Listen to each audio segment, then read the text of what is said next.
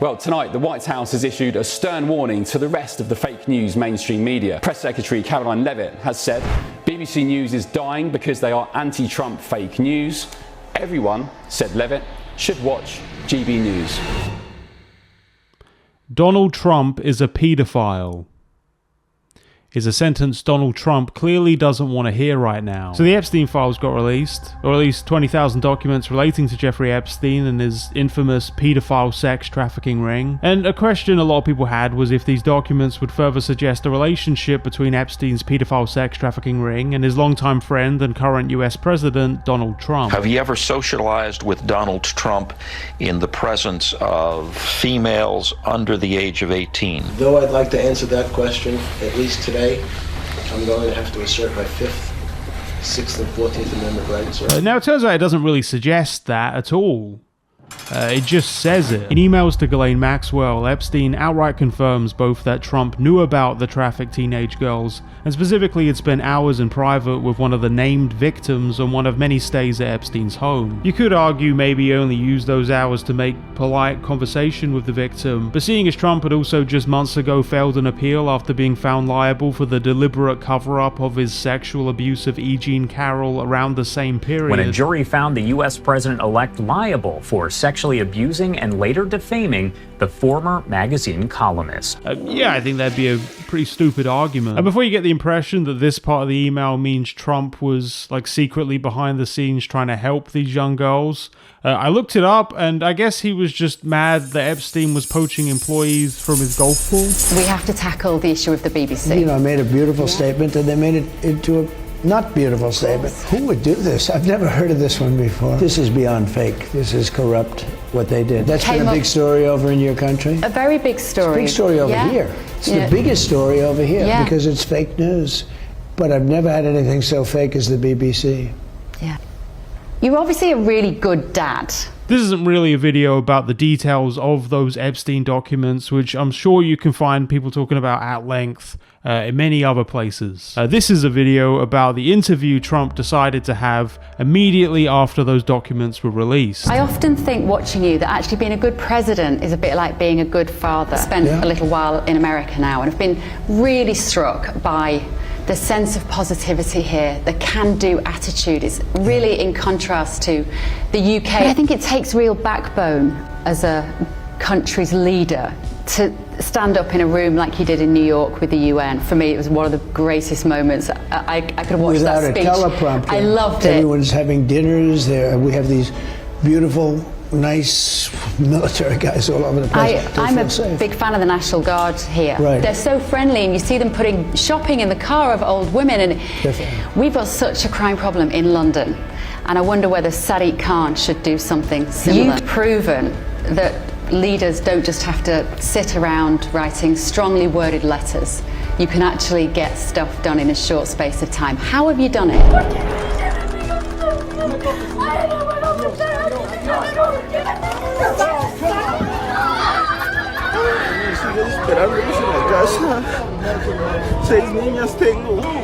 Look at this. That's a child, bro. That's a child. How have you done it? Is it about your team, your vision, your drive? This is Beverley Turner. Because there is so much conversation at the moment, which One is is quite selling right, clothes, one is selling equal Formula One. pay and equal rights for women, and we cannot have it both ways. But post Weinstein, post Trump's comments, there is a tide change. In 2005, she published the book The Pits, The Real World of Formula One, a reflection on her time as a female sports reporter. In fact, her book is a scathing criticism of the culture around F1, which she describes as sexist and discriminatory based on her own experiences feeling marginalized in her profession. As a prominent advocate for women and women's reproductive rights... That's just not true. There are not the same number of men being sexually harassed by women as there are women being sexually harassed by men. To say that women should go through with pregnancies and not go through an abortion because this is what God says is the right thing to do is utterly terrifying. And if you aren't terrified, you flipping well should be. Turner called out the NHS as an inherently chauvinistic organisation that discriminated against women's needs. And years later, she would similarly speak out against discriminatory, sexist and racist practices. Leaving the radio station LBC in 2019, she complained that the company disproportionately hired white men and failed to create an environment that would nurture female employees. Her only lament was that in struggling against this harsh patriarchal society, how often she felt alone and unsupported. I felt trapped in this world of horrible, rich, small men, and there was no escape. Naively, perhaps, I always think if I walk into a predominantly male environment where there are other women, I can count on them as my allies, and I'm always shocked and disappointed when that doesn't happen. Anyway, this is her now. A 16-year-old girl has complained of being groomed by this man. 2 women have said they were raped, and there are more and more cases coming tonight. And you say you're a hero. Don't you think before you say someone's a hero, hang on, you hadn't even seen the Dispatches programme when you put out he is a hero. You hadn't even seen the Dispatches programme. All you've done is attack these women. Shame on you. Now bear in mind, I've watched a lot of GB News over the last year, and this sort of Malfoy-looking gentleman is certainly not a woke king. Yeah, he has himself gotten in trouble for his own journalism regarding victims of sexual harassment. Would she not really remember if a very senior politician, cabinet rank, had touched her knee in a way which she thought suggests, I want to have sex with you? But yeah, no, he definitely a notch up in my opinion. All these people, all these newspapers that gave one side of the pandemic, he was a lone it's now about voice. COVID again. Beverley Turner's other big hobby horse. She can't get through an hour without going on about COVID. This is not about COVID. This is about serious allegations about a public figure who has been accused by 4 women of 2 of rape, 1 of grooming a 16-year-old, and you're banging on about COVID. He talks about the You're thing obsessed. that You're obsessed. He would not have what do you make gained of that? the As a woman, popularity knowing that how hadn't- difficult it is if in this all country. of the mainstream media hadn't been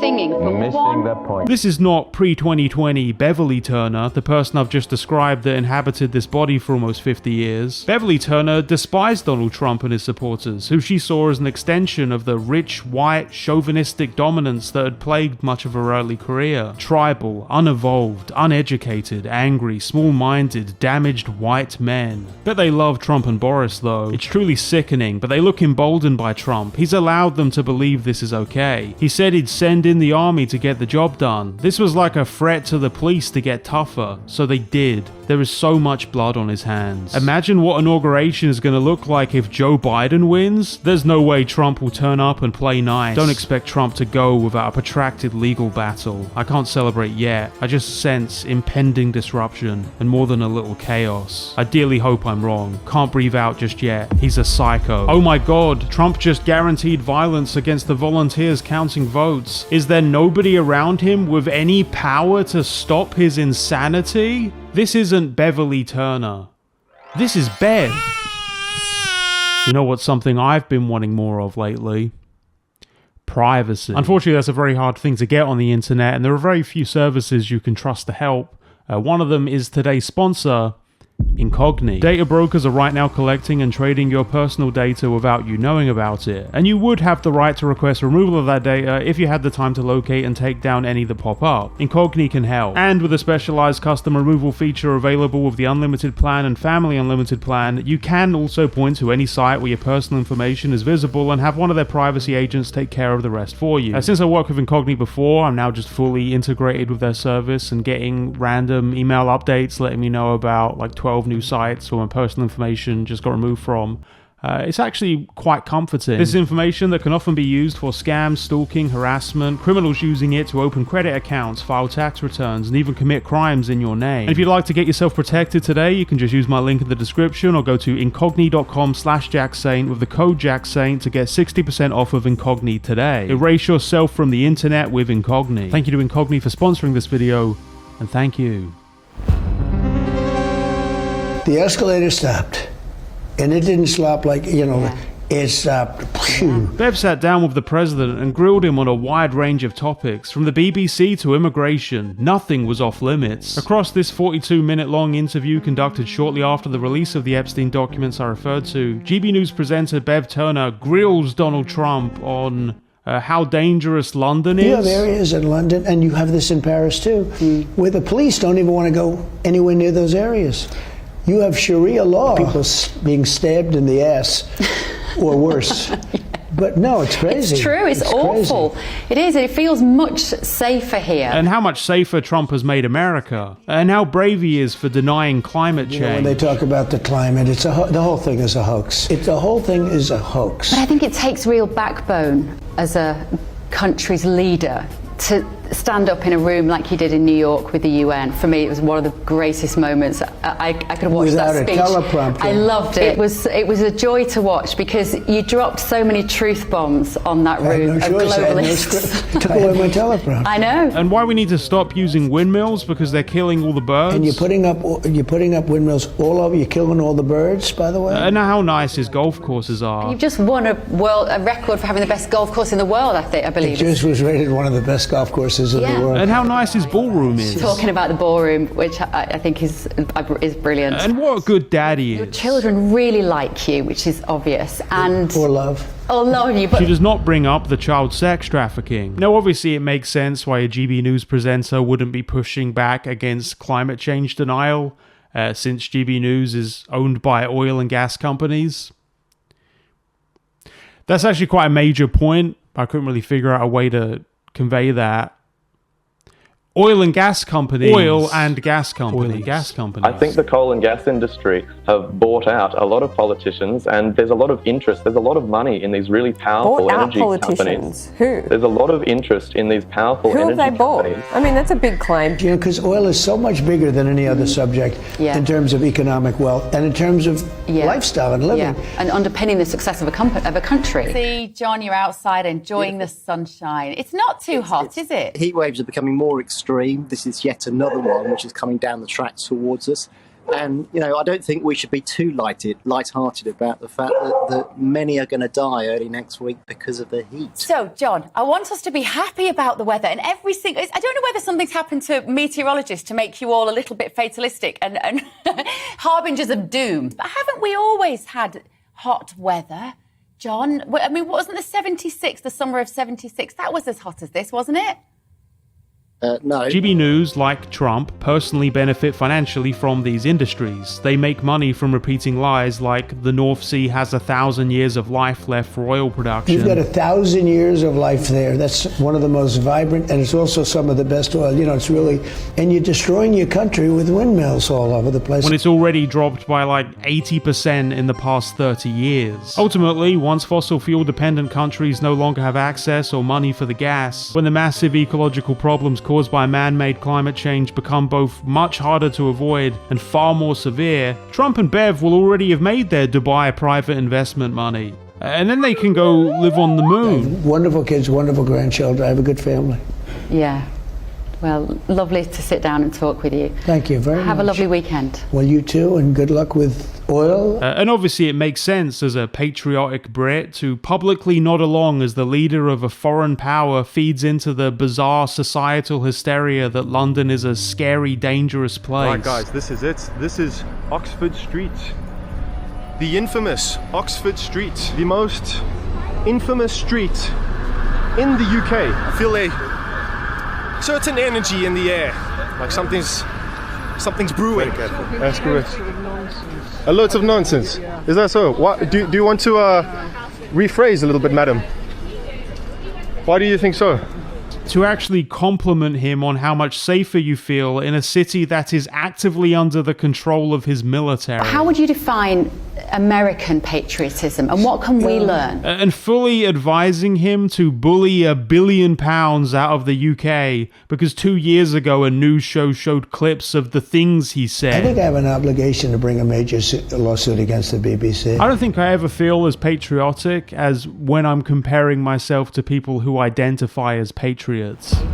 Even though there are so many topics we could talk about, we have to tackle the issue of the BBC. The interview's main focus is on the BBC and their dishonest portrayal of Trump as some kind of violence-inciting psycho with blood on his hands. By isolating specific things that Trump had said in his hour-long speech directly before the January 6th Capitol riots, and then criticizing them. They'd clipped together, hadn't they, two parts of the speech that were nearly an hour apart. It's incredible. To depict the idea that you had given this aggressive speech which led to this riot. And one making you into a bad guy, and the other one was, you know, my statement was a very calming statement. Bev is obviously shocked and disgusted by this. It's different.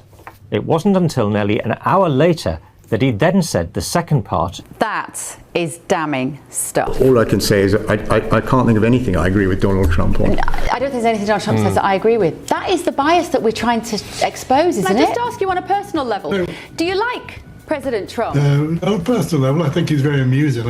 I don't think he should be anywhere close to power. He doesn't like Donald Trump? Isn't that illegal? Now, when I tell you that not only was the case seriously made by Trump that this constituted libel at a cost of $1 billion... But they haven't offered you a penny in compensation. There was this figure of $1 billion that you may be pursuing. I think I have an obligation to do it. But that the entire global media establishment effectively rallied around this narrative to the point of leadership at the BBC being pressured to make groveling apologies to Trump and then resign in disgrace anyway, just to really hammer home how obviously wrong it is to suggest Trump incites violence, and then show separate segments from a speech that immediately preceded mass violence from his supporters. I guess they also didn't pick up on the peaceful parts of Trump's speech his lawyers told him to throw in. Incidentally, if anything in this video seems slanderous, this is all actually satire, and I think the opposite of any bad thing you think I said. When I tell you all of this, you may start to feel like you've lost your fucking mind.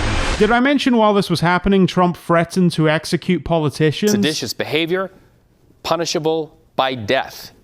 Heavy words there. It's a disgrace. There's never been anything like that. You could take third world countries. Just take a look. Take third world countries. Their elections are more honest than what we've been going through in this country. It's a disgrace. It's a disgrace. Yes, obviously, Trump has incited violence. He's the leader of the political opposition who fabricated an election fraud conspiracy, leading a national movement to overthrow the results of that election and re-establish himself as president despite definitely losing. For some reason, people understood this 2 years ago when documentaries like this were being made, but I guess something changed. I think the standard expected thing for me to do would be to appreciate both sides of this issue.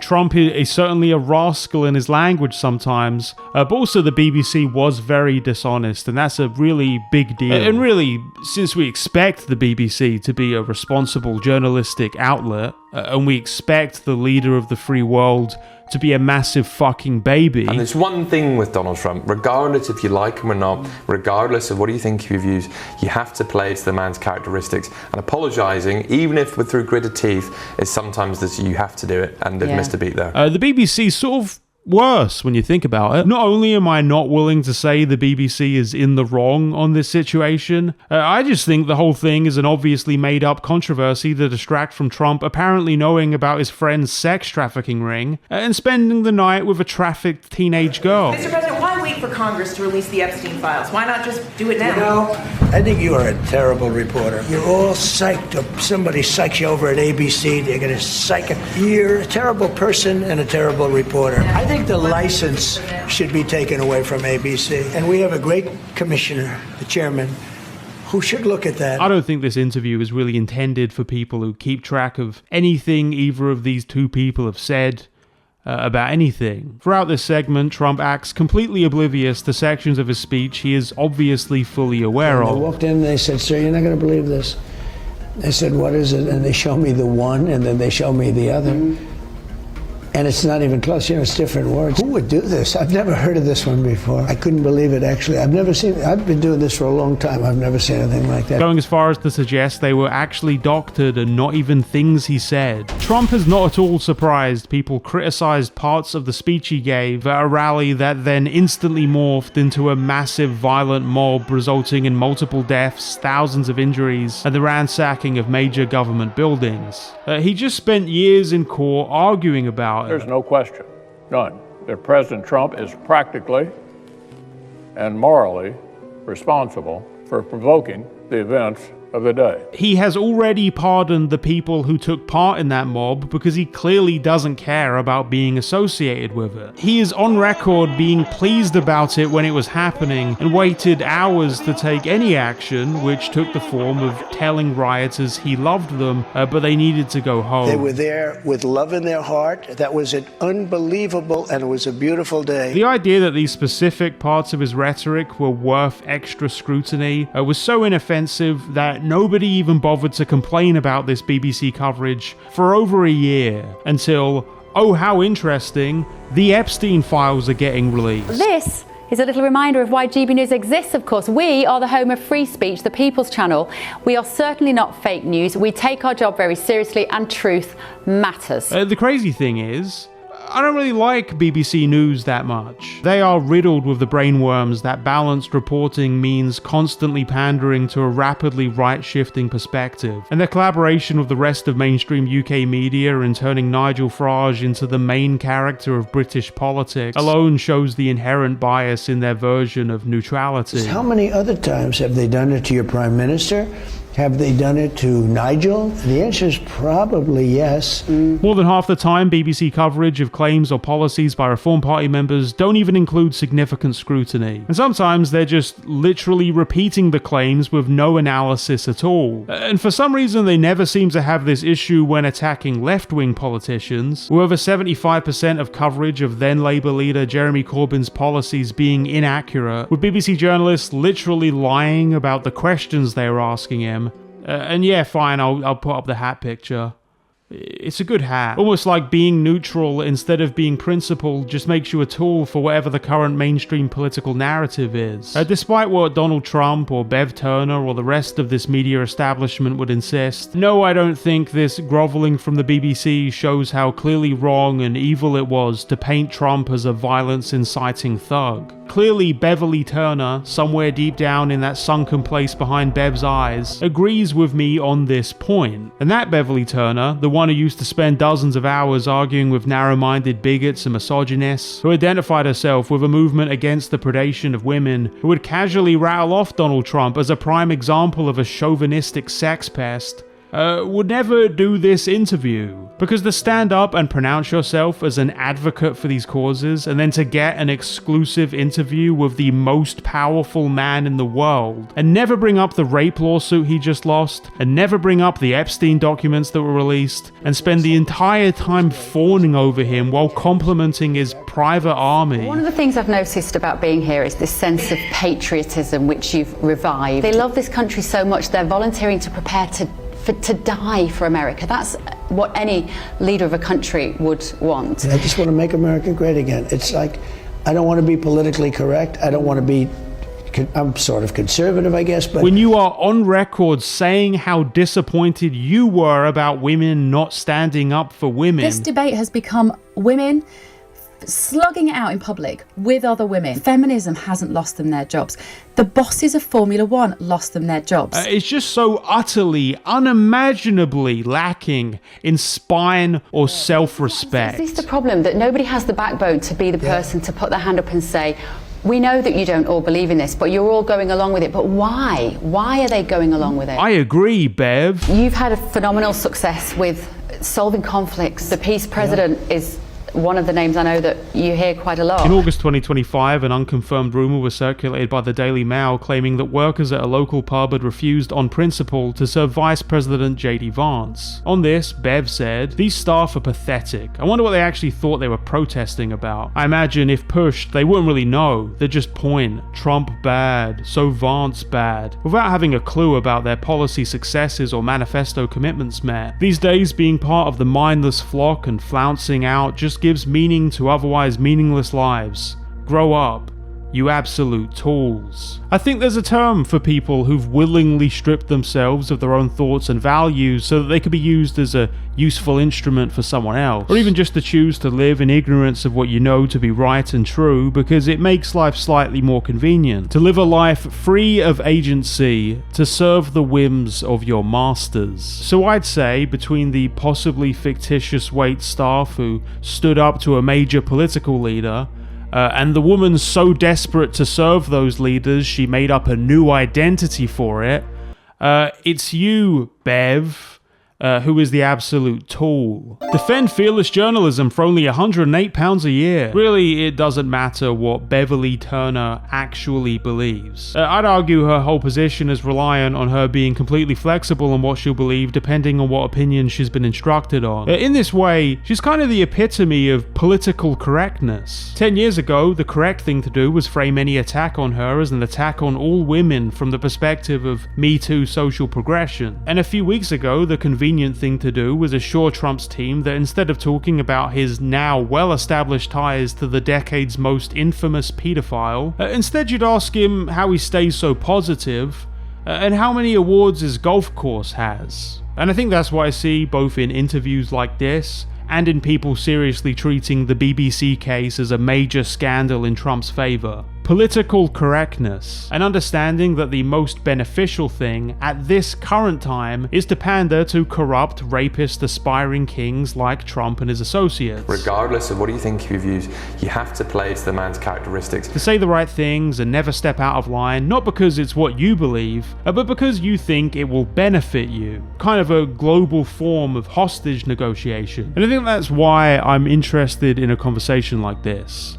Because interviews like this, like hollow, performative, dog shit, puff piece interviews like this, are kind of the potential future of everything. Even now, Trump's media acolytes are working to preemptively redefine pedophilia, not to include the accusations he's imminently facing. Jeffrey Epstein, in this person's view, was not a pedophile. This is this person's view, who was there for a lot of this, but that he was into the barely legal type. Like, he liked 15-year-old girls. And I realize this is disgusting. I'm definitely not trying to make an excuse for this. I'm just giving you facts. That he wasn't into like 8-year-olds, but he liked the very young teen types that could pass for even younger than they were, but would look legal to a passerby. There is no time to be naive to this reality. Trump, and by extension his allies in Farage and GB News and the fossil fuel industries which support and are supported by his politics, value nothing. You are the arbiter on Twitter, because you own Twitter. Yes, I'm saying, who is to say that one person's misinformation is another person's information? He could ride this out, and why feed it?